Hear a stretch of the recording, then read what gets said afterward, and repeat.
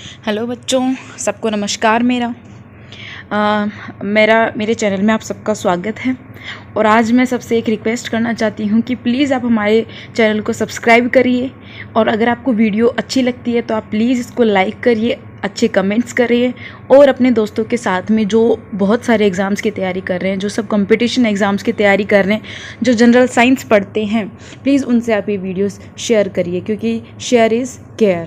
सो आप शेयर करोगे तभी केयर होगी, और तभी मैं आपके लिए अच्छी अच्छी वीडियोस और अच्छे कंटेंट के साथ में ले पाऊँगी। क्योंकि एक मोटिवेशन होता है ना, मैं आपको अच्छा पढ़ाऊँगी, आपको मोटिवेशन मिलेगा, आप आगे आगे एग्ज़ाम्स की तैयारी करोगे। वैसे मुझे मोटिवेशन मिलेगी अगर आप मेरे वीडियोज़ को शेयर करते हो, आप लोगों को अच्छा लगता है तो प्लीज़ आप उस चीज़ को लाइक करिए, मुझे अप्रिशिएट करिए। तो पिछले वाले जो वीडियो था उसके अंदर मैंने आपको बताया था, मैंने सबसे पहला टॉपिक लिया था माइक्रो ऑर्गेनिज्म यानी सूक्ष्म जीव। तो उसके बारे में मैंने बताया था कि क्या होते हैं वो, और कितने उनका परिमाप होता है, अमाप होता है, उनके क्या साइज़ शेप होती है, यानी बहुत छोटे होते हैं, और उनको देखने के लिए हमें एक माइक्रोस्कोप की ज़रूरत पड़ती है। उसके बाद में मैंने बताया था आपको कि वो कितने प्रकार के होते हैं, मैंने उनका एक बेसिक नॉलेज आप लोगों को बताया था। अब मैं यहाँ पर आपका टॉपिक वाइज डिटेल लेकर के आई हूँ, और मुझे जहाँ तक लगता है मैंने इतना सारा इसमें, इतना कंटेंट इसमें ऐड कर लिया है जो कि आपके एग्ज़ाम के लिए है एनफ है। किसी भी टाइप का एग्ज़ाम हो, चाहे वो रेलवे से रिलेटेड हो, एसएससी सीजीएल से रिलेटेड हो, रीट का हो, आरटेट का हो, सीटेट का हो, कोई भी जिसमें जनरल साइंस चलती है, उन सब के अंदर ये यूज़फुल है। तो ठीक है, ये कोई पर्टिकुलर एक एग्ज़ाम के लिए नहीं है, जनरल साइंस सब में आती है, सभी क्लासेस के लिए होती है। तो प्लीज़ आप अपने हर टाइप की तैयारी करने वाले फ्रेंड से मेरे वीडियो शेयर करिए, और मेरे कंटेंट को और इम्प्रूव करने में मेरी हेल्प करते रहिए। ठीक है, तो आज जो हम बात करने वाले हैं माइक्रो ऑर्गेनिज्म के एक टाइप के बारे में, जो कि है बैक्टीरिया यानी जीवाणु। यानी बैक्टीरिया, जैसे तुम्हें पता ही होगा कि बैक्टीरिया हमारी लाइफ में इस तरीके से प्रेजेंट है जैसे कि वो हमारे बेस्ट फ्रेंड्स हो। यानी अगर हम कुछ भी करते हैं तो बैक्टीरियाज हमारे साथ साथ हमेशा चलते हैं। कैसे चलते हैं? जैसे हमारा सबसे अच्छा फ्रेंड आजकल हमारा फ़ोन होता है, बट हमें पता ही नहीं होता है कि उस फ़ोन के ऊपर मिलियंस ऑफ बैक्टीरियाज प्रेजेंट होते हैं, जो कि हार्मफुल होते हैं, वो बेनिफिशियल नहीं होते, वो लाभकारी नहीं होते, वो हानिकारक होते हैं। ठीक है, जो हमारी किसी न किसी तरीके से हमारी हेल्थ को क्या करते हैं, वो अफेक्ट करते हैं। तो इसीलिए आज बैक्टीरिया एक मेन टॉपिक है, मेन मुद्दा है। तो यहाँ पर हम बैक्टीरिया के बारे में जानेंगे। जो जो एग्जाम्स में क्वेश्चन हम स्कोर करते हैं, जो जो क्वेश्चन इसके अंदर आएंगे, वो सारे मैंने इधर ऐड करे हैं। आप बहुत ही आराम से एक ही बार वीडियो देखोगे, एक ही बार आपको टॉपिक समझ में आ जाएगा, एक ही बार में आपको सारे क्वेश्चन के आंसर याद हो जाएंगे। और हाँ, एक रिक्वेस्ट और है आप लोगों से कि आप जब भी वीडियो देखें तो प्लीज़ आप कॉपी और पेन लेकर के बैठिए। मैं बहुत अच्छे शॉर्ट नोट्स बना रही हूँ, आप इन शॉर्ट नोट्स को कॉपी करते जाइए। एग्जाम के टाइम पे आपको रिवीजन करने में बहुत ही ज़्यादा हेल्प मिलेगी। आपको फिर से परेशान होने की ज़रूरत नहीं पड़ेगी, डबल मेहनत नहीं होगी। उसी टाइम आप इनके नोट्स लिखते जाइए। इससे क्या होगी, डबल प्रैक्टिस होगी। आप सुन करके पहले समझ रहे हो और फिर आप लिख भी रहे हो, तो आपकी डबल प्रैक्टिस एक साथ होती जा रही है। तो ठीक है, तो आज जो जीवाणु के अंदर मैं जो टॉपिक्स ऐड कर रही हूँ वो है व्हाट इज बैक्टीरिया। यानी फर्स्ट क्वेश्चन इज जीवाणु क्या होता है। कि पहले हमें ये जानेंगे कि जीवाणु क्या है, उसके क्या लक्षण है। ठीक है, वो किस तरीके से हम पता करेंगे कि ये एक जीवाणु होता है। उसके बाद में हम इसकी ऑक्यूरेंस देखते हैं कि ये कहाँ कहाँ में मिलता है, कि इसकी प्रेजेंस कहाँ कहाँ पर है। जैसे मैंने कल के वीडियो में आपको बताया था कि ये सब जगह मिलता है, तो अब सब जगह में भी लोग कंफ्यूज होते हैं कि सब जगह में क्या क्या, तो वो सारी चीज़ें अलग अलग बता दी गई हैं कि सब जगह कहाँ। ठीक है, उसके बाद में हिस्ट्री एंड डिस्कवरर के बारे में बताया गया है कि इसकी हिस्ट्री क्या रही हुई है। ठीक है, मतलब ये किस तरीके से हमारे नॉलेज में आया है, मतलब इसके वो साइंटिस्ट कौन है जो इसके बारे में इतनी खोज करके हमारे सामने इनको ला करके रखा है। ठीक है, उसके बाद में हम बात करेंगे इसके स्ट्रक्चर के बारे में कि इसकी किस तरीके की स्ट्रक्चर यानी संरचना होती है, किस तरीके की ये स्ट्रक्चर लिए हुए होता है। एंड देन उसके बाद में जो मेन है इसके बारे में बात करेंगे हम, इसके टाइप्स यानी इसके प्रकार, जो कि बहुत ही अच्छी तरीके से होते हैं, और उनको हम एक्सप्लेन करने में बड़ा मजा आने वाला है। और उसके बाद में उनके जो बेसिक है, जो मैंने इसमें ऐड नहीं किया है, वो है इनके कि हम इनका मतलब ये हमारे लिए कितने लाभदायक है और कितने हानिकारक है। तो जब मैं इनके प्रकार बता रही होंगी उसके साथ साथ ही मैं उनको भी क्लियर करती जाऊँगी। ठीक है, तो यहाँ पे साइड में मैंने एक बैक्टीरिया की फोटो लगा के रखी हुई है। यहाँ पे बैक्टीरिया जब हम माइक्रोस्कोप की हेल्प से देखते हैं तो कुछ इस तरीके के दिखते हैं, तो इनको बोलते हैं छड़ाकार बोलते हैं, मतलब छड़ के आकार के दिखते हैं तो इनको छड़ाकार भी बोलते हैं। तो ये डिफरेंट टाइप्स में आ जाएंगे जब जीवाणु के बारे में हम पढ़ेंगे। तो ये थोड़ा सा तुम्हारे बेसिक नॉलेज के लिए कि बैक्टीरियाज क्या होते हैं, ये है एक डायग्राम। और तो हम नेक्स्ट स्लाइड में देखते हैं कि जीवाणु और उसके मतलब हम बोल सकते हैं कि जीवाणु लक्षण क्या होते हैं या फिर इसकी कैरेक्टरिस्टिक्स क्या होती है। ठीक है, जीवाणु की। अब मैंने इधर एक डायग्राम लगाया हुआ है जीवाणु का, जिसके अंदर फ्लैजिलास प्रेजेंट है। तो मैं अभी बताने वाली हूँ कि फ्लैजिलास एक्चुअली होते क्या है। उसके बाद में मैं उससे पहले आपको एक बात बता दूं कि जितने भी ये जीवाणु हैं इनके बारे में हम पढ़ाई कर रहे हैं, सारे वही हैं जो एग्जाम में रिलेटेड आने वाले पॉइंट ही मैंने ऐड किए हैं। जो भी मैंने पेपर्स देखे हैं, जिस तरीके से क्वेश्चंस आ रहे हैं, जिस तरीके के क्वेश्चंस आ सकते हैं, उस अकॉर्डिंग ही, ठीक है।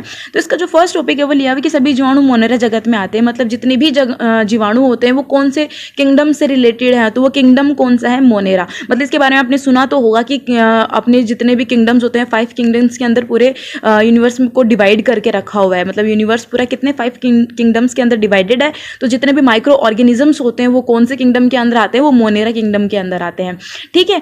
अब ये क्या होते हैं कि जितने भी बैक्टीरियाज होते हैं उनको बोलते हैं ये प्लांट लाइक नहीं होते हैं, ठीक है, प्लांट के जैसे नहीं होते हैं, बट ये क्या होते हैं, बट उनके जैसे इनमें थोड़ी सी चीजें प्रेजेंट होती है, जैसे लगता है कि प्लांट है, बट एक्चुअली प्लांट होते नहीं है, ठीक है। मैंने कल बताया था कि प्रोकैरियोटिक माइक्रो ऑर्गेनिजम्स होते हैं। प्रोकैरियोटिक का मैंने मतलब भी कल बताया था कि जिसके अंदर एक सेल है बट उसके चारों तरफ क्या प्रेजेंट है, केंद्र के, बट उसके चारों तरफ क्या नहीं हो, मेम्ब्रेन नहीं हो उसकी, तो वो कौन होते हैं, प्रोकैरियोटिक। एक कोश के जिसके अंदर एक ही कोशिका प्रेजेंट यानी एक ही केंद्र प्रेजेंट होता है। और ये क्या होते हैं, प्लांट नहीं होते हैं। मैंने भी बोला था कि प्लांट जैसे लगते हैं बट ये प्लांट नहीं होते हैं।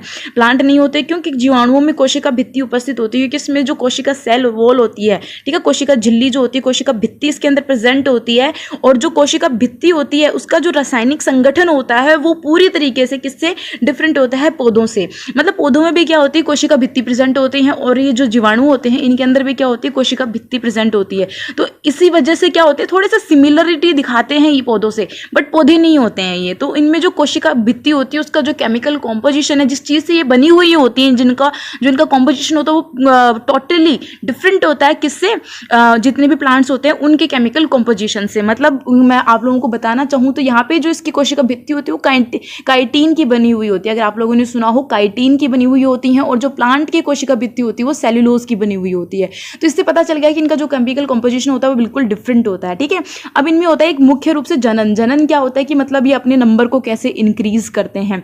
मतलब जनन क्या होता है, अब यहाँ पे आपको भी पता है कि अगर अपने नंबर को इंक्रीज करना है या फिर अपनी पीढ़ियां बढ़ानी है तो हम इसके लिए जनन की आवश्यकता होती है, ठीक है। तो यहाँ पर जो जनन होता है इसमें मुख्य रूप से विखंडन के द्वारा होता है। विखंडन क्या होता है कि इसके अंदर जैसे मैंने बोल दिया कि एक है, कि जैसे मैंने बोल दिया ये एक जीवाणु है, तो ये विखंडन मतलब अपने आप को तोड़ करके क्या कर लेगा, अपने जैसा दूसरा बना लेगा, और ये फिर मिल करके बहुत सारे बना लेंगे। 1 से 2, 2 से 3, 1 से 2, 2 से 4, 4 से 8, इस तरीके से इनके नंबर क्या होता है, इंक्रीज होता जाता है, और इस तरीके से ये पूरा ऐसे बना लेते हैं, पूरा ग्रुप बना करके बैठ जाते हैं, ठीक है। तो ये विखंडन के प्रोसेस के थ्रू होता है। तो हम यहाँ पे ये वाला पॉइंट पढ़ रहे हैं, विखंडन के प्रोसेस के थ्रू क्या होता है, इसमें जनन होता है, और ये प्लांट नहीं होते, एक कोशिकीय होते हैं, प्रोकैरियोटिक होते हैं, मोनेरा किंगडम से रिलेटेड होते हैं, और इनका जो केमिकल कॉम्पोजिशन होता है वो प्लांट से बिल्कुल डिफरेंट होता है, इसलिए प्लांट जैसे नहीं होते हैं, ठीक है। उसके बाद में क्या होते हैं, जीवाणु मृतोपजीवी होते हैं या परजीवी और सहजीवी होते हैं।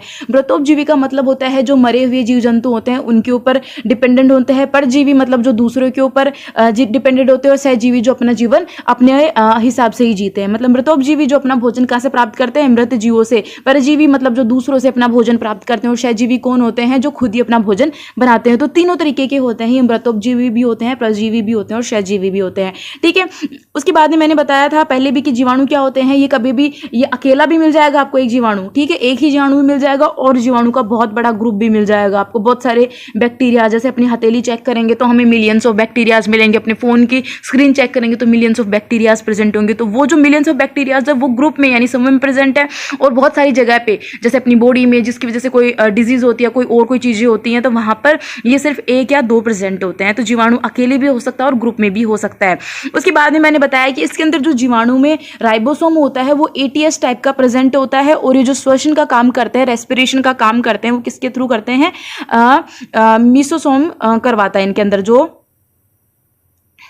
यहाँ पे देखिए जीवाणु में राइबोसोम एटीएस टाइप के पाए जाते हैं, जो सबसे अच्छे राइबोसोम्स होते हैं वो इसमें प्रेजेंट होते हैं, स्वतंत्र टाइप के तथा, और इसमें श्वसन का कार्य कौन करवाते हैं, मीसोसोम्स करवाते हैं। श्वसन का कार्य कौन करवा रहे हैं, मीसोसोम्स करवा रहे हैं, ठीक है। ये हो गया इसके बारे में, जीवाणु के लक्षण हो गए। यहाँ पे साइड में मैंने जीवाणु की एक स्ट्रक्चर दे रखी है। सभी जीवाणु मोनेरा जगत के अंदर आते हैं, प्रोकैरियोटिक होते हैं, सूक्ष्म जीव, एक कोशिकीय होते हैं, ये प्लांट नहीं होते हैं। जीवाणु को ये क्वेश्चन आ जाता है क्या बैक्टीरियाज भी प्लांट्स के अंदर आते हैं, क्योंकि वो घुमा करके पूछ लेते हैं किसके अंदर कोशिका भित्ति प्रेजेंट होती है, तो क्या ये प्लांट के जैसे होते हैं, तो हम कोशिका भित्ति से हर एक चीज़ को प्लांट से रिलेट करने की कोशिश करते हैं, बट प्लांट के अंदर जो कोशिका भित्ति होती है वो सेलुलोज की होती है, और जीवाणु के अंदर जो कोशिका भित्ति होती है वो काइटिन की प्रेजेंट होती है। तो इन चीज़ के अंदर ये डिफरेंस बिल्कुल बेसिकली आप याद रखना। और उसके बाद में मैंने बोला जनन, इसमें विखंडन तरीके का जन्म होता है, और जीवाणु होते हैं ये मृतोपजीवी भी होते हैं, परजीवी भी होते हैं और क्षयजीवी भी होते हैं। तीनों के बारे में मैंने बताया कि मृतोपजीवी जो मरे हुए जीव जंतुओं पर निर्भर करते हैं, और परजीवी जो दूसरों के ऊपर भोजन के लिए निर्भर करते हैं, भोजन आवास के लिए, और क्षयजीवी भी जो खुद के बारे में खुद ही सोचते हैं। जीवाणु अकेले और समूह भी हो सकते हैं। जीवाणु राइबोसोम एटीएस टाइप के पाए जाते थे, श्वसन का कार्य मिसोसोम करता है। इसके अलावा एक चीज में जो इसमें मैंने नहीं डाली है वो आप सुन लीजिए कि ये किसके अंदर जो अंतःप्रद्रवी जालिका होती है ना, और क्या होते हैं इसके अंदर लवक होते हैं, वो सब चीजें इसके अंदर क्या होती है, एब्सेंट होती हैं। वो सब चीजें इसके अंदर प्रेजेंट नहीं होती, वो सब चीजें इसमें एब्सेंट होती हैं। उसके बारे में आगे बात करते हैं। ये हो गया इसके लक्षण, जीवाणु के सारे लक्षण हो गए। अब हम बात करते हैं जीवाणु की प्राप्ति स्थान, यानी इसकी ऑक्यूरेंस कहाँ पर है, हमें ये कहाँ पर प्राप्त होते हैं।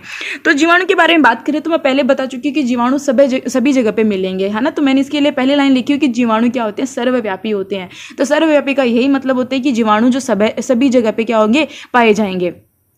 ठीक है, तो उसके बाद में ये कहाँ कहाँ पाए जा सकते हैं, अब हम उसको अलग अलग कर सकते हैं। ये स्थल पे यानी पृथ्वी के ऊपर मिट्टी में प्रेजेंट हो सकते हैं, वायु में मिलेंगे, जल में मिल जाएंगे, भोजन में मिल जाएंगे, पादप में मिल जाएंगे, जंतु में मिल जाएंगे, ये सभी चीज़ों में मिलते हैं। ऐसा नहीं है कि आप लोग सोच लो कि ये सिर्फ जंतुओं में प्रेजेंट है, पादपों में थोड़ी ना बैक्टीरियाज होंगे, ये वाटर में प्रेजेंट हो तो थोड़े हवा में थोड़ी ना होंगे, मिट्टी में होंगे। मिट्टी में तो हो ही नहीं सकते, लोग सोचते हैं कि मिट्टी में तो जीवाणु हो ही नहीं सकते, बट जैसे मैंने कल बताया था कि माइक्रो ऑर्गेनिजम्स सभी जगह प्रेजेंट होते हैं। वो उनको कोई स्पेसिफिक जगह होती ही नहीं है, जहां पर भी उनको जगह मिलती है वहीं पे पनपने लगते हैं। तो सारे जितने भी माइक्रो ऑर्गेनिजम्स हैं मोस्ट ऑफ सारे सब जगह प्रेजेंट होते हैं। ठीक है, अब यहाँ पर देखो कि कहाँ कहाँ कितना प्रेजेंट होता है। साधारणतया एक मिट्टी में मतलब 1 ग्राम मिट्टी अगर आप लोगे तो उसके अंदर कितने 4 करोड़ जीवाणु प्रेजेंट होते हैं। ये बहुत ही अच्छी बात है, और ये नंबरिंग वाले क्वेश्चन आपको हमेशा याद रखो। तो इनको याद ही रखो, इनको अच्छे से लिख ही लेना हाईलाइट करके कि 1 ग्राम मिट्टी के अंदर 4 करोड़ जीवाणु पाए जाते हैं, जीवाणु कोश प्रेजेंट होते हैं। ठीक है, उसके बाद हम देखते हैं कि 1 मिलीलीटर जल, जब हम 1 ml वाटर लेंगे तो उसके अंदर 10 लाख बैक्टीरिया प्रेजेंट होंगे। कितने, 1 ml वाटर के अंदर 10 लाख जीवाणु पाए जाते हैं। तो बहुत ही अच्छी बात है। मैंने प्राप्ति स्थान यानी ऑक्यूरेंस के बारे में बता रही हूँ। मैंने बताया कि सभी जगह पे प्रेजेंट होते हैं। उसके बाद मैंने बता दिया कि मिट्टी, वायु, जल, भोजन व पादप तथा जंतु सभी में मिलते हैं। ठीक है, उसके अलावा फिर मैंने बताया कि क्या होता है, साधारण 1 ग्राम जो मिट्टी होती है उसके अंदर कितने प्रेजेंट होते हैं। ये 1 ग्राम मिट्टी के अंदर 4 करोड़ जीवाणु कोष पाए जाते हैं, और 1 मिलीलीटर जल के अंदर यानी 1 ml वाटर के अंदर 10 लाख जीवाणु पाए जाते हैं। कितने, 10 लाख जीवाणु होंगे। तो ये नंबर आप लोग याद रख लेना। संपूर्ण पृथ्वी पर अनुमान मतलब पूरी पृथ्वी की बात करें तो लगभग 5 × 10⁻30 जीवाणु पाए जाते हैं। मतलब ये थोड़ा सा गलत लिख गया है, इसको मैं आपको बता देती हूँ कैसे लिखा हुआ है। 10⁻30 हो जाएगा, 30 नहीं 30। ठीक है, तो 10 की घात 30 होता है ये। तो जीवाणु पर इसका 5 गुना 10 की घात 30, मतलब 10 के आगे आप 30 जीरो और लगा लो, इतने जीवाणु पाए जाते हैं। ठीक है, इतने जीवाणु अभी तक प्रेजेंट अपनी पृथ्वी के ऊपर। 10 के आगे आप 30 और लगा लो, तो 10 के आगे आप 30 जीरो लगा लो, 30 नहीं 30 जीरो लगा लो। तो इसको आप थोड़ा सा करेक्ट कर लेना जब कॉपी में आप नोट्स बनाओ। साइंस वाले बच्चों आपको पता है कि ऊपर हम ये लगा देते हैं, मैथ्स और साइंस दोनों के बच्चों को पता है, और जिनको नहीं पता है वो भी समझ जाना कि जब 5 × 10⁻30 लिखते हैं तो इसका मतलब ये है कि ये जो 10 जो ये जीरो है यहाँ पे इसके आगे 30 जीरो और लगी हुई है। तो आप काउंट करके देखिए इस नंबर को, अगर आपसे होती है काउंटिंग की 5 × 10⁻30 कितना नंबर निकल के आता है। ठीक है, और मुझे भी बता देना कमेंट सेक्शन में डाल करके। ठीक है, उसके बाद में हम बात करते हैं इसके नेक्स्ट जीवाणु। तो बर्फ, आप देखो कुछ जीवाणु तो इस तरीके के होते हैं जो बर्फ में उबलते हैं। अब हम क्या करते हैं कि पानी को उबाल लो, जीवाणु खत्म हो जाएंगे। ठीक है, ठंडा कर लो, जीवाणु खत्म हो जाएंगे। जैसे हम फ्रिज में चीजें रखते हैं ना, जीवाणु से बचाने के लिए रखते हैं कि चीजें खराब नहीं हो। ठीक है, ताकि उनकी जो मतलब फ्रिज के अंदर जब हम उसको डीफ्रीज कर मतलब फ्रिज में उसको रख देते हैं चीज़ों को, तो क्या होता है कि हम क्या सोचते हैं कि जो भी जीवाणु हैं वो ठंड के अंदर क्या वृद्धि नहीं कर पाते हैं, तो उस टेम्परेचर में वृद्धि नहीं कर पाएंगे, इसलिए हम चीज़ों को बचाने के लिए हम फ्रिज में रख देते हैं। बट यहाँ पे जो एक्सेप्शन है वो ये है कि बहुत सारे जीवाणु इस तरीके के भी होते हैं जो बर्फ में और उबलते हुए पानी में भी जीवित रहते हैं और वृद्धि करते हैं। मतलब आप उनको खत्म, पानी को उबाल करके आप उसके जीवाणुओं को मारना मुश्किल ही है। मतलब पानी वाले जीवाणु अलग होते हैं कि चलो हम उनको उबाल करके मार लेते हैं, पर बहुत सारे जीवाणु इस टाइप के होते हैं जिनको हम उबाल करके या बर्फ के अंदर भी हम उनको खत्म नहीं कर सकते, मतलब वो वहाँ पर भी जीवित रहते हैं। तो इस चीज़ पे ध्यान रखना है कि जीवाणु ऐसे भी होते हैं जो बर्फ में भी प्रेजेंट होते हैं और उबलते हुए पानी में भी जीवित रहते हैं। ठीक है, ऐसे ही फिर मैंने लास्ट एक टॉपिक लिखा हुआ है, मानव आंत में ई कोलाई नामक जीवाणु पाया जाता है। मानव आंत में कौन सा जीवाणु पाया जाता है? E coli. ये बहुत ही अच्छा और एक इंपॉर्टेंट क्वेश्चन है कि मानव आंत में कौन सा जीवाणु प्रेजेंट होता है, तो कौन होता है वो? E coli. ठीक है, इसके बारे में सब बच्चे सुनते हैं, बहुत अच्छे से सुनते हैं। तो मानव आंत में ई कोलाई जीवाणु पाया जाता है। तो यहाँ पर जो इंटरेस्टिंग चीज़ है कि ई कोलाई कुछ इस तरीके का दिखता है जब हम इसको माइक्रोस्कोप से देखते हैं। तो इसकी स्ट्रक्चर कुछ इस तरीके से लगी हुई है। यहाँ पर इसके ऊपर देखो, यहाँ पर ये स्ट्रक्चर है, ये ई कोलाई का डायग्राम मैंने लिया हुआ है। ठीक है, स्लाइड के अंदर जो मैंने डायग्राम लिया हुआ है किसका लिया हुआ है? ई कोलाई का ले रखा है। और इसके देखो, इसके चारों तरफ क्या लटके हुए, कुछ ऐसे रस्सियों जैसी कुछ स्ट्रक्चर बनी हुई है। तो इन रस्सियों को बोलते हैं फ्लैजिला, जो इसके लोकोमोशन में इसकी हेल्प करती है, मतलब इसके खाने पीने में, इसके लाइफ साइकिल के अंदर इसको क्या करती है? हेल्प करती है, हिलने डुलने में। लोकोमोशन सुना होगा आप लोगों ने। तो इसके लोकोमोशन में, जैसे हम खाते पीते हैं और बाकी की दिनचर्या की जो क्रिया करते हैं वो सारी होती है ना, वैसे इनमें दिनचर्या की सारी क्रियाओं को करने के लिए, यानी लोकोमोशन के लिए, इनमें क्या होते हैं? फ्लैजिलास प्रेजेंट होते हैं। ओके, ये हो गया, सर्वव्यापी होते हैं। 1 ग्राम मिट्टी में 4 करोड़ जीवाणु कोष पाए जाते हैं। 1 ml वाटर के अंदर 10 लाख जीवाणु प्रेजेंट होते हैं। और संपूर्ण पृथ्वी पे 5 × 10⁻30 जीवाणु प्रेजेंट है। ठीक है, बर्फ और उबलते पानी में भी ये जीवित रहते हैं। और मानव आंत में ई कोलाई नामक जीवाणु पाया जाता है। ठीक है, उसके बाद में हम नेक्स्ट स्लाइड्स के बारे में बात करते हैं, वो है इसका इतिहास और इसके खोजकर्ता कौन है उसके बारे में बात कर लेते हैं। थोड़ा सा अलग अलग स्पेसिफिकली निकल के आ जाएगा सारे टाइप्स के बारे में, तो आपको अलग अलग थोड़ा याद रह जाएगा। तो कहते हैं कि जब इन ईयर 1683 था जब, तो जीवाणु को सबसे पहले एक डच वैज्ञानिक थे, एंटनी वॉन ल्यूवेनहॉक। मतलब एंटनी वॉन ल्यूवेनहॉक एक वैज्ञानिक थे। उन्होंने उन्होंने खुद ने एक अपना एकल लेंस सूक्ष्मदर्शी बनाया था। ठीक है, उसी टाइम पे उन्होंने ये एकल लेंस, मतलब एक ही लेंस वाला सूक्ष्मदर्शी बनाया था। और उसी टाइम 1683 के अंदर उन्होंने क्या किया था कि उन्होंने कुछ इस तरीके के जीवाणु देखे थे कि जिनको देख करके उनको लगा कि उनके दिमाग में सबसे पहली बात आई कि ये चीज़ क्या है। तो सबसे पहले जीवाणु को देखने वाले वैज्ञानिक कौन हो गए? डच वैज्ञानिक हो गए, एंटनी वॉन ल्यूवेनहॉक। और उन्होंने किस में देखा था? उनके द्वारा, खुद के द्वारा बनाया गया एकल लेंस के अंदर उन्होंने उसमें देखा था, एकल लेंस सूक्ष्मदर्शी यंत्र में देखा। उस समय उन्होंने इसको जंतु बताया, मतलब ये क्या होता है? कोई जंतु है। उन्होंने बिल्कुल दिमाग नहीं लगाया कि कोई माइक्रो ऑर्गेनिज्म है, उनको लगा कि ये कोई जंतु है। देखो, ये वैज्ञानिक है एंटनी वॉन ल्यूवेनहॉक। 1683 में इन्होंने ये दिया, उन्होंने देखा सबसे पहले जीवाणु को। उसके बाद में उन्होंने जो खुद सूक्ष्मदर्शी यंत्र बनाया उसी में से इसको देखा, तो उनको लगा कि ये कोई जंतु है, कोई जानवर है। ठीक है, उसके बाद में क्या होता है? उसके बाद में हम बात करते हैं, इन्होंने सबसे पहले दांतों की खुरचन में, अब देखो ये जीवाणु इन्होंने देखा कहाँ पे?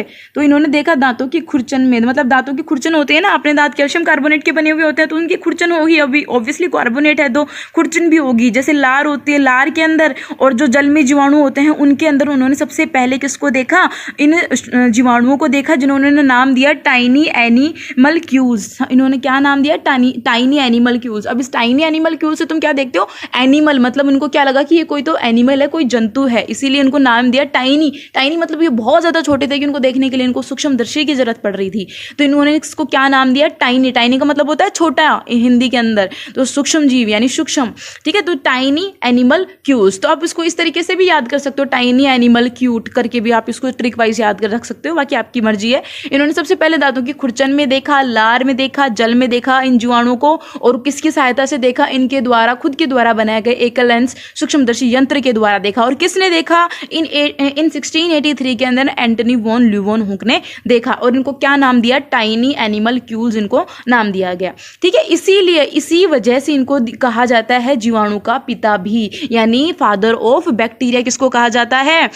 किसको कहा जाता है? एंटनी वॉन ल्यूवेनहॉक को, यानी फादर ऑफ बैक्टीरिया किसको बोलोगे आप? Antony von Leeuwenhoek. इससे पहले भी मैंने 2 फादर बताए थे, उनके बारे में अब फिर से बात करने वाले हैं। ठीक है, तो ये जो तीसरे फादर निकल के आए वो हैं एंटनी वॉन ल्यूवेनहॉक, इनको बोलते हैं फादर ऑफ जीवाणु। ठीक है, ये मतलब ये पुराने समय के इतिहास के हैं ये। उसके बाद में हम आगे नेक्स्ट टॉपिक के बारे में बात करते हैं। तो नामकरण, इनका नामकरण किसने किया था? सबसे पहले इनको जीवाणु नाम, इन्होंने क्या नाम दिया था? इनको टाइनी एनिमल क्यूज नाम दे दिया था, बट इनका नामकरण फिर 1829 में, मतलब 1683 में इन्होंने देख लिया था, बता दिया था, बट उसके बाद में 1829 में एरनबर्ग नाम के एक साइंटिस्ट आते हैं और वो इनका नामकरण करते हैं, और इनका नामकरण करने वाले वैज्ञानिक बन जाते हैं एरनबर्ग, और उन्होंने नामकरण क्या किया? जीवाणु, है ना। और कौन से ईयर में किया? 1829 के अंदर किया। उसके बाद में आते हैं लुईस पास्चर। लुईस पास्चर ने किण्वर पर काम कर रहे थे, मतलब फर्मेंटेशन की क्रिया पर वो उस टाइम पे काम कर रहे थे, और उन्होंने देखा कि जो पदार्थों का सड़ना और गलना होता है वो किसके द्वारा होता है? जीवाणु के द्वारा होता है। मैंने पहले भी आपको कल की वीडियो में बताया कि फर्मेंटेशन की क्रिया के द्वारा लुईस पास्चर ने बताया था कि जो ये जीवाणु के थ्रू ही होता है। तो जीवाणु क्या है, माइक्रो ऑर्गेनिज्म ही है यहाँ पर। तो लुईस पास्चर किण्वन की क्रिया, फर्मेंटेशन की क्रिया होती क्या है एक्चुअली, फर्मेंटेशन की क्रिया में क्या होता है कि जैसे गन्ने से हम क्या बनाते हैं, सिरका बनाते हैं, ठीक है, एसिटिक एसिड बनाते हैं। तो सिरका बनाने के लिए क्या किया जाता है कि जो गन्ना होता है उसको कई दिनों तक सड़ाया और गलाया जाता है। तो उसके बाद में जो एसिड बनकर के निकल के आता है हम उसको क्या बोलते हैं, हाँ, उस एसिड को वो सड़ना और गलना जिस बैक्टीरिया की वजह से, जिसकी वजह से हो रहा है वो कौन था, बैक्टीरिया था। वो फर्मेंटेशन की क्रिया थी, सड़ना और गलाना। तो जो हम गन्ना यूज़ कर रहे हैं, मैंने बोला गन्ने को हम सड़ाएंगे गलाएंगे, फिर हम उससे सिरका यानी एसिटिक एसिड हम उसे बनाने वाले हैं। तो एसिटिक एसिड बना कब, जब क्या हुआ, जीवाणु ने उनको सड़ाया और गलाया। मतलब सड़ाने और गलाने का काम कर कौन रहा है यहाँ पर, जीवाणु। तो लुईस पास्चर को यहाँ पे पता चला कि जो फर्मेंटेशन की क्रिया हो रही है वो जीवाणु की वजह से हो रही है, ठीक है। उसके बाद हम नेक्स्ट स्लाइड देखते हैं, जनक। अब सारे जनक के बारे में यहाँ लेकर के आई हूँ, जो अब तक के जितने जनक आ गए। मैं हर बार स्लाइड में जनक यूज करने वाली हूँ, सारों को काम में लेने वाली हूँ। जितनी बार देखोगे उतने अच्छे से आप लोगों को याद हो जाएंगे। और जनक ऐसे हैं कि बहुत सारे जनक हैं और आपको अलग अलग सारे जनक याद रखने हैं सारी साइंस के। तो देखो, एंटोनी वॉन ल्यूवोनहो को जीवाणु विज्ञान का जनक कहते हैं, फादर ऑफ बैक्टीरियोलॉजी किसे कहा जाता है, एंटोनी वॉन ल्यूवोनहो को। और रॉबर्ट कोच को, आप देखो दो हैं, एंटोनी वॉन ल्यूवोनहो को, दूसरा है रॉबर्ट कोच। यानी रॉबर्ट कोच को आधुनिक जीवाणु विज्ञान यानी फादर ऑफ मॉडर्न बैक्टीरियोलॉजी का जनक किसे कहा जाता है, रॉबर्ट कोच को। अब देखो, फादर ऑफ मॉडर्न बैक्टीरियोलॉजी का जनक हो गया रॉबर्ट कोच, और जो अपनी पुरानी बैक्टीरियोलॉजी थी उसके जनक कौन हो गए, एंटोनी वॉन ल्यूवोनहोक। यानी father of bacteriology, only father of bacteriology कौन है, एंटोनी वॉन ल्यूवोनहोक, और फादर ऑफ मॉडर्न बैक्टीरियोलॉजी कौन है, रॉबर्ट कोच। ठीक है, बहुत अच्छे क्वेश्चन है, दोनों ही कंफ्यूजिंग क्वेश्चन है, तो इनको आप अभी से क्लियर करके चलना। उसके बाद में है जीवाणु यानी बैक्टीरिया के अध्ययन को हम क्या कहते हैं, बैक्टीरियोलॉजी। जैसे मैंने बताया था माइक्रो ऑर्गेनिज्म की स्टडी को हम क्या बोलते हैं, माइक्रोबायोलॉजी। वैसे ही बैक्टीरिया का जो स्टडी किया जाता है उसको हम क्या बोलते हैं, बैक्टीरियोलॉजी। तो ये भी एक इंपॉर्टेंट है। उसके बाद में फ्रांस के वैज्ञानिक आए थे लुईस पास्चर, उन्होंने किण्वन की क्रिया के द्वारा जीवाणु के द्वारा होती है बताया था, तो इसीलिए हम उनको क्या बोलते हैं, माइक्रोबायोलॉजी का जनक बोलते हैं, ठीक है। उसके बाद में हम आगे बात करते हैं स्ट्रक्चर ऑफ बैक्टीरिया यानी जीवाणु की संरचना क्या होती है। अब देखो, मैंने यहाँ पे पहले आपसे इस बारे में थोड़ी सी बात कर लिया, मैं यहाँ पर आपको थोड़ा सा और बता देती हूँ कि क्या होती है जीवाणु के स्ट्रक्चर। तो यहाँ पर देखो, जीवाणु के स्ट्रक्चर के बारे में बात करेंगे तो जीवाणु की कोशिका के चारों ओर कोशिका भित्ति पाई जाती है, ठीक है। यहाँ पे इसके चारों ओर क्या पाई जाती है, कोशिका भित्ति पाई जाती है, और ये किसकी बनी हुई होती है, काइटिन की। तो यहाँ से मेरा काइटिन मिस हो गया है, तो आप लोग इसको नोट कर लेना, ठीक है। यहाँ पर काइटिन लिखना है। जीवाणु की कोशिका के चारों ओर कोशिका भित्ति पाई जाती है और जो कि काइटिन की बनी हुई होती है। किसकी बनी हुई होती है, काइटिन की। आपको मैं पहले ही बता चुकी है चीज, ठीक है। इस कोशिका भित्ति के अंदर की ओर जीव द्रव्य होता है। कोशिका भित्ति के अंदर की तरफ क्या प्रेजेंट, अब आपको पता है सेल स्ट्रक्चर आप लोगों ने पढ़ी है, तो आप लोगों को मालूम होगा कि किस तरीके से सेल की स्ट्रक्चर बनी हुई होती है। मतलब बाहर की तरफ क्या होती है, कोशिका भित्ति होती है, फिर उसके अंदर क्या होता है, जीव द्रव्य भरा हुआ होता है, ठीक है। तो कोशिका, जीवाणु की कोशिका की चारों तरफ क्या है, कोशिका भित्ति पाई जाती है, जो कि किसकी बनी हुई होती है, काइटिन की बनी होती है। इसकी कोशिका भित्ति के अंदर की ओर क्या होता है, जीव द्रव्य होता है, जिसमें कुल कुछ कोशिकांग, संचित भोजन एवं आनुवांशिक पदार्थ होता है। तो उस जीव द्रव्य में या फिर उस कोशिका द्रव्य में क्या क्या प्रेजेंट होता है, कुछ तो कोशिका के अंग जैसे कि कोशिका भित्ति, ठीक है, कोशिका में केंद्रक, ये सब चीजें प्रेजेंट होंगी, या फिर उसमें होने वाली, और जैसे एटीएस राइबोसोम वो यहीं पे प्रेजेंट होंगे, मीसोसोम जिसकी वजह से क्या करें, शोषण कर रहे हैं, वो सब चीजें यहीं पे प्रेजेंट होंगी। तो यहाँ पर जिसमें जो कोशिका द्रव्य है, जो जीव द्रव्य है, उसके अंदर कौन कौन प्रेजेंट है, एक हो जाएगा कोशिका अंग यानी कोशिका झिल्ली भी इसी में प्रेजेंट होगी, और संचित भोजन और आनुवांशिक पदार्थ जो होते हैं, आरएनए डीएनए होते हैं, वो सब इसमें आरएनए प्रेजेंट होगा, डीएनए नहीं होगा तो आरएनए भी इसमें ही प्रेजेंट होगा, ठीक है। जीवाणु की कोशिका में सुस्पष्ट केंद्र तथा झिल्ली वाली कोशिकांग नहीं होता। अब एक तो इसमें क्या नहीं होगा, सुस्पष्ट केंद्रक, मैंने क्या बताया, एक कोशिके होते हैं और प्रोकैरियोटिक होते हैं। तो इस चीज का मुझे फिर से एक्सप्लेन करने की जरूरत ही नहीं है, आप पहले से जान चुकी हो कि चीजें क्या होती हैं। तो जीवाणु की कोशिका में क्या होता है, एक सुस्पष्ट केंद्रक होता है और झिल्ली वाले कोशिकांग इसमें नहीं होते हैं, मतलब जिसकी झिल्ली होती है वो वाले कोशिकांग इसमें नहीं मिलेंगे। उसके बाद में है मेरा नेक्स्ट पॉइंट है, थर्ड पॉइंट, जीवाणु की कोशिका भित्ति अपने चारों ओर कठोर आवरण बनाती है, जो कि कोशिका की रक्षा करते हैं। जीवाणु की कोशिका भित्ति किसकी बनती है, काइटिन, और काइटिन क्या है, तो होता है एक टफ मटेरियल होता है ना। तो टफ मटेरियल होता है तो क्या करता है, चारों तरफ इतना कठोर आवरण बना लेता है ना, इसको एकदम पत्थर की तरह इसको प्रोटेक्ट करता है बाहर से बन करके, ठीक है। तो जो कोशिका की जो रक्षा करने के लिए जो आवरण बनाती है वो आवरण किसका बन गया, यहाँ पर काइटिन का बन गया, काइटिन का। ठीक है। कुछ जीवाणु कोशिका की बाहर गति के लिए धागे जैसी अनेक संरचनाएं पाई जाती है जिन्हें फ्लैजिला कहते हैं। पीछे मैंने फ्लैजिला का आपको डायग्राम बताया था और मैंने बताया था कि फ्लैजिला किसके काम में आते हैं, लोकोमोशन के लिए काम में आता है। यानी अब लोकोमोशन को बोलते हैं गति करने के लिए। ठीक है। धागे जैसे संरचनाएं होती हैं जो कि आगे इसके उसको गति करने के लिए, गति क्यों करते हैं, भोजन के लिए या फिर पाचन के लिए। जब इनको पाचन हो गया है, इनको एक्सर्शन करना है, उस टाइम पे इनको फ्लैजिलास काम आते हैं, या फिर इनको भोजन के लिए जब ये घूमते हैं तभी, या फिर इनको जनन के लिए जब इनको विखंडन की प्रोसेस करनी है तब। ठीक है। कुछ जीवाणु की कोशिका की बाहर गति के लिए धागे जैसी अनेक संरचनाएं पाई जाती हैं जिन्हें हम फ्लैजिला कहते हैं। अब देखो मैंने साइड में जीवाणु कोशिका की एक अल्ट्रा संरचना मैंने बना रखी है। अब तो इसके अंदर क्या है, देखो यहाँ पे देखो सबसे ऊपर कैप्सूल्स दे रखे हैं। किसके अंदर क्या प्रेजेंट होते हैं, कैप्सूल्स। देखो पूरी स्ट्रक्चर है, उसके अंदर प्रकाश संश्लेषण थैलिया प्रेजेंट है जो प्रकाश संश्लेषण का काम करती है इसके अंदर। फिर ये बाहर की तरफ, सबसे बाहर की तरफ इसमें कौन, कोशिका भित्ति प्रेजेंट है। कोशिका भित्ति के अंदर कोशिका द्रव्य प्रेजेंट है। कोशिका द्रव्य देखो इस पूरी कोशिका के अंदर फैला और उसी फैले हुए में इसके अदर कोशिकांग और अनुवांशिक पदार्थ क्या है इसके अंदर प्रेजेंट है। और फिर ये देखो इस तरीके की स्ट्रक्चर बना रखी है जिसको क्या बता रहे हैं, अनुवांशिक पदार्थ बता रहे हैं। मीजोसोम से इसके अंदर, उसके बाद में इसका आधारीय कण है, फ्लैजिलाज है, इस तरीके की फ्लैजिला स्ट्रक्चर्स होती हैं जिससे निकली हुई होती है। ठीक है। ये कोशिका झिल्ली है, इसके अंदर संचित भोजन है और इसमें क्या होता है, एटीएस राइबोसोम प्रेजेंट होता है जो कि यहाँ पे बता रखा है। तो आप इसके स्ट्रक्चर को भी एक बार कॉपी में बना करके अच्छे से देख लेना। डायग्राम क्या होता है साइंस के अंदर, हाथ से बना करके देखोगे आपको जल्दी याद हो जाएगा, उसका नोमेनक्लेचर भी आपको याद हो जाएगा। तो हमेशा एक लेबल डायग्राम याद होना ही चाहिए साइंस के अंदर। तो बैक्टीरिया की संरचना कुछ इस तरीके की होती है। थोड़ा सा इसका जनरल नॉलेज मैंने यहाँ पे बता दिया कि किस तरीके से होती है। इसमें काइटिन प्रेजेंट होता है, इसकी वजह से कठोर स्ट्रक्चर होती है। इसमें फ्लैजिलास प्रेजेंट होते हैं, सुस्पष्ट केंद्र को कोशिकांग, झिल्ली कोशिकांग इसके अंदर एब्सेंट होते हैं। बाकी इसके अंदर संचित भोजन होता है, अनुवांशिक पदार्थ भी होते हैं और कुछ कोशिकांग भी होते हैं जिसके अंदर प्रेजेंट होते हैं जो कि जीव द्रव्य के अंदर प्रेजेंट होते हैं। बाहर की ओर कोशिका भित्ति का आवरण पाया जाता है। ठीक है। यहाँ पर मैंने इसके बारे में पूरा बता दिया है। अगर कुछ भी ऐसा मिस हो गया है या फिर आपको लगता है कि वो रेड होना चाहिए तो आप प्लीज़ आप मुझे सजेस्ट कर सकते हो कमेंट सेक्शन के अंदर, कोई प्रॉब्लम नहीं है। इसके बाद में आपके लिए एक मैं क्वेश्चंस का वीडियो लेकर के आने वाली हूँ जिसके अंदर सूक्ष्म जीव के ऊपर बहुत सारे क्वेश्चन अभी तक क्लास एग्जाम्स के अंदर पूछे गए हैं। ठीक है। आप इन सभी के नोट्स बनाइए, पढ़ते रहिए और प्लीज़ अगर आपको वीडियो अच्छी लगती है तो आप इसको शेयर कर दीजिए और आप देखते रहिए वीडियोस। Thank you.